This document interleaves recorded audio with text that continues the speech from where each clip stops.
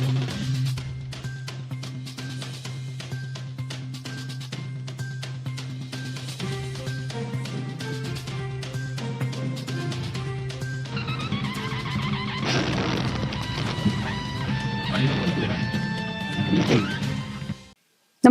आपण पाहता Hirkani news. Hirkani news प्रत्येक क्षण ताज्या घडामोडी आणि महत्त्वाच्या प्रत्येक बातमीसाठी नेहमी तत्पर. कोल्हापूर सर्किट बेंचचा आरोग्य विभागाला झटका. सावंतवाडी ट्रामा केअर युनिट प्रकरणी आरोग्य संचालकांना 29 ऑगस्टला हजर राहण्याचे आदेश.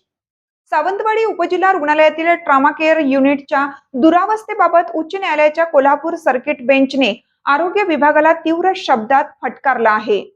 या प्रकरणी आरोग्य संचालकांनी स्वतः 29 ऑगस्टच्या सुनावणीस न्यायालयात हजर राहावे असे थेट आदेश न्यायालयाने दिले आहेत. सुनावणी दरम्यान अभिनव फाउंडेशनतर्फे वकील महेश राऊळ यांनी सर्वोच्च न्यायालयाच्या आदेशांचा दाखला देत सावंतवाडी रुग्णालयातील गंभीर त्रुटी न्यायालयाच्या निदर्शनास आणून दिल्या. देशातील सर्व राज्यांमध्ये ट्रामा केअर युनिट सक्षम करून रुग्णांचे प्राण वाचवण्याचे स्पष्ट निर्देश सर्वोच्च न्यायालयाने दिले असतानाही आरोग्य विभाग याकडे दुर्लक्ष करत असल्याचा आरोप त्यांनी केला.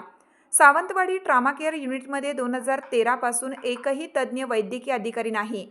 येथील सर्वच्या सर्व 5 पदे रिक्त आहेत.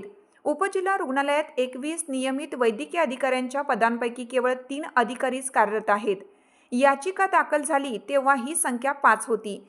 ती वाढण्याऐवजी आणखीन घटली आहे.